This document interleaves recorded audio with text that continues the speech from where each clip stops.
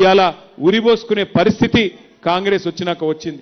ఈ ఎన్నిక దయచేసి మిమ్మల్ని అందరినీ కోరేది, ఈ ఎన్నిక జరుగుతున్నది మాగంటి సునీత గారికి అదేవిధంగా ఇక్కడ నిలబడ్డ అభ్యర్థులకు మాత్రమే కాదు. ఈ ఎన్నిక జరుగుతున్నది 6 గ్యారెంటీలు అమలు చేస్తామని చెప్పి ఎగ్గొట్టిన పార్టీకి 6 గ్యారెంటీలు ఇయ్యాలే, పేదవాళ్లను బాగా చూసుకోవాలి అని మీకోసం గల్లాబట్టి కొట్లాడుతున్న బీఆర్ఎస్ పార్టీకి మధ్యన జరుగుతున్న ఎన్నిక ఇది. ఇది ఆషామాషి ఎన్నిక కాదు. ఇక్కడికి వచ్చిన మా ఆడబిడ్డలు దయచేసి మీరు జాగ్రత్తగా వినాలి. ఏమైతుంది, కొంతమంది అంటున్నారు ఏమైతుంది కాంగ్రెస్ పార్టీకి ఓటేస్తే జూబ్లీ హిల్స్లో అని.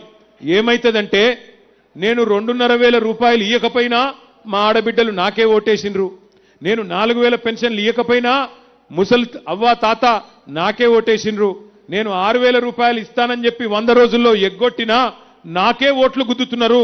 మరి నేనెందుకు ఇయ్యాలే తులం బంగారం, నేనెందుకు ఇయ్యాలే స్కూటీలు, ఏమి ఇయ్యకపోయినా ప్రజలను మళ్ళొక్కసారి మోసం చేసినా వాళ్ళు బాగానే ఉన్నారు అని రేవంత్ రెడ్డి గారు అనే అవకాశం ఉంటుంది. ఇంకొక మాట కూడా, ఇప్పుడు నేను ఈ గల్లీలకెళ్ళి వచ్చినా, ఈ గల్లీలకెళ్ళి వచ్చేటప్పుడు చూసుకుంటా వచ్చినా, మరి ఏ ఒక్కటైనా ఇక్కడ పెద్ద పెద్ద ధనికులు ఎవరు లేరు. వెంగళరావు నగర్ డివిజన్ అంటే ఓన్లీ కాలనీలే కాదు, పెద్ద ఎత్తున బస్తీలు కూడా ఉన్నాయి. ఈ బస్తీలలో ఉండే మా అన్నదమ్ములను మా అక్క చెల్లెలు నేను అడుగుతున్నా, చూస్తున్నారా ఈ ప్రభుత్వం వచ్చినాక ఏం చెప్పిండు రేవంత్ రెడ్డి? ఇందిరమ్మ ఇండ్లు ఇస్తా అని చెప్పిండు.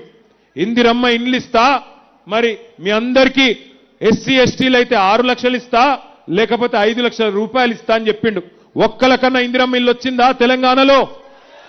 హైదరాబాద్లో ఒక్కలకన్నా ఇందిరమ్మ ఇల్లు వచ్చిందా? ఇందిరమ్మ ఇండ్లు ఇచ్చుడు కాదు, ఇందిరమ్మ రాజ్యం అంటే ఏందో ఎరికేనా? బస్తీల మీదకి బుల్డోజర్లు పంపి, బస్తీల మీదకి ఇవాళ జేసీబీలు పంపి పేదవాళ్ల ఇండ్లు కులగొట్టుడే ఇందిరమ్మ రాజ్యం అన్నట్టుగా తయారైంది. హైడ్రా అని ఒక దంద పెట్టిండు. హైడ్రా అనే దంద పెట్టి ఇవాళ హైడ్రాకు ఓన్లీ గరీబోళ్లే తేరగ దొరికిండ్రు. గరీబోళ్ల ఇండ్లు ఇష్టం వచ్చినట్టు కూలగొడతా ఉన్నాడు.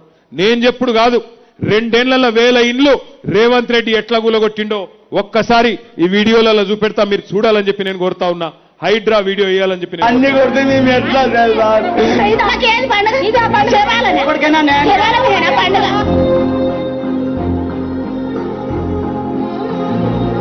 అయ్యా రేవంత్ రెడ్డి గారు మీకు ఓటేసి కల్పించినందుకు మాకు ఈ శిక్ష చేస్తారా? మాకు చెప్పండి అయ్యా, కల్పించండి.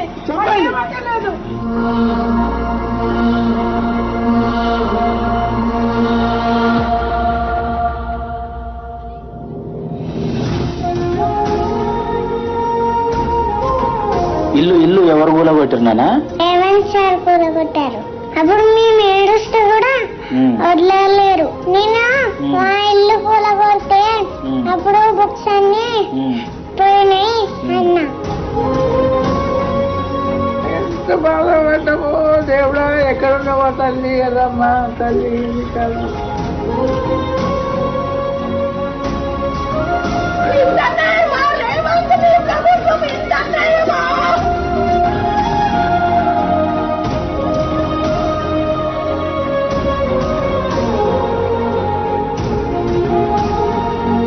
केसीआर साहब घर दिए गरीबों को चाबियां दिए। रेवंत रेड्डी साहब आके हमारे घर तोड़ दे रहे लोगों के, हाँ सब घर तोड़ दे रहे, हम पैसे लगा के बनाए। केसीआर साहब तो फुगट में दिए, फिर क्या करे रेवंत रेड्डी? ఇచ్చేది వాళ్ళు, కూల్చేది వాళ్ళు, చంపేది కూడా వాళ్ళైతే బాగుండు. చంపేయండి వదిలిపోద్ది.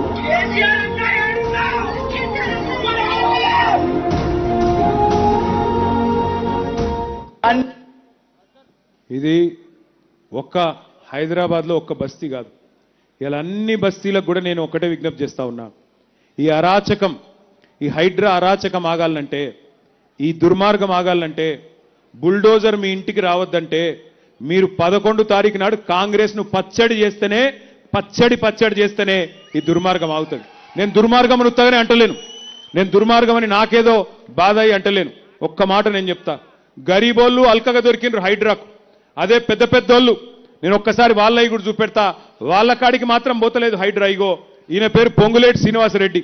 అగో చెరువు మొత్తం ఆక్రమించి ప్యాలెస్ కట్టిండు పొంగులేటి. చూడురు ఒక్కసారి మీరు ఆ మీద చూడురి. అగో ఈయన పేరు తిరుపతి రెడ్డి, ఈయన పేరు శ్రీనివాసరెడ్డి మంత్రి. నెక్స్ట్ తిరుపతి రెడ్డి, రేవంత్ రెడ్డి వాళ్ళ అన్న. ఆ పక్కకున్నాడు చూడు రఘు తిరుపతి రెడ్డి. ఆయన మొత్తం చెరువు లోపల కట్టిండు, ఆడికి పోదు హైడ్రా. ఇక వివేక్ అని ఇంకో మంత్రి, ఆయన చెరువుల్నే కట్టిండు, ఆయన కాడికి పోదు హైడ్రా. ఆ పక్కన పట్నం మహేందర్ రెడ్డి, ఆయన చీఫ్ విప్, మొత్తం తాలాబ్ మధ్యలో కట్టిండు, చెరువు మధ్యలో కట్టిండు, ఆడికి పోదు హైడ్రా.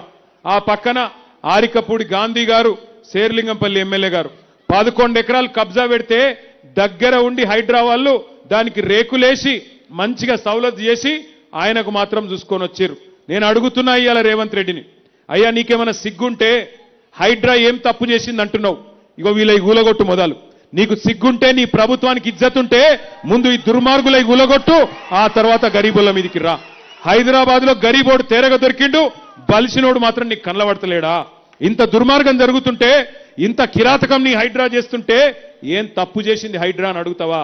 ఇలా హైడ్రాని అడ్డం పెట్టుకొని బ్లాక్ మెయిల్ చేసుకుంటా, బిల్డర్ల దగ్గర పైసలు గుంజుకుంటా, ల్యాండ్ యజమానుల దగ్గర పైసలు గుంజుకుంటా ఢిల్లీకి మూటలు పంపుతున్నాడు రేవంత్ రెడ్డి తప్ప హైడ్రాతోని లాభపడ్డాడు ఒక్క మనిషి కూడా లేడు.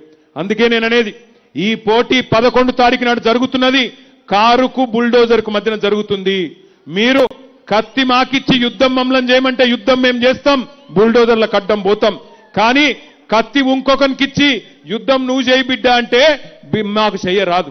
ఎందుకంటే ఇప్పుడే మీరు చూసిన ఒక తమ్ముడు అడుగుతున్నాడు, కేసీఆర్ అన్నా ఎక్కడున్నావు అని అడుగుతున్నాడు. బిల్డోజర్ వస్తే నేను అడుగుతున్నా, యుద్ధమేమో కేసీఆర్ అన్నం చేయమంటారు, మరి తల్వారేమో రేవంత్ రెడ్డికి ఇచ్చి తల నరుకుమన్నారు, వాడు నరుకుతున్నాడు, ఏం చేయాలి మేము అని నేను అంటున్నా.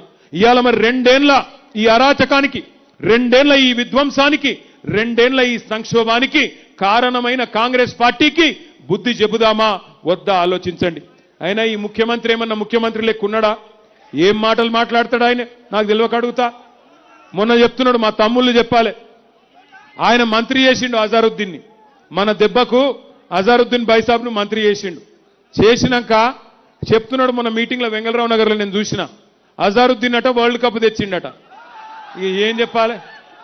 రేవంత్ రెడ్డి మాటలలో నిజాయితీ ఎంత ఉంటుందంటే, నేతి బీరకాయల నెయ్యి ఎంత ఉంటుందో రేవంత్ రెడ్డి మాటలలో నిజాయితీ కూడా గట్లే ఉంటుంది.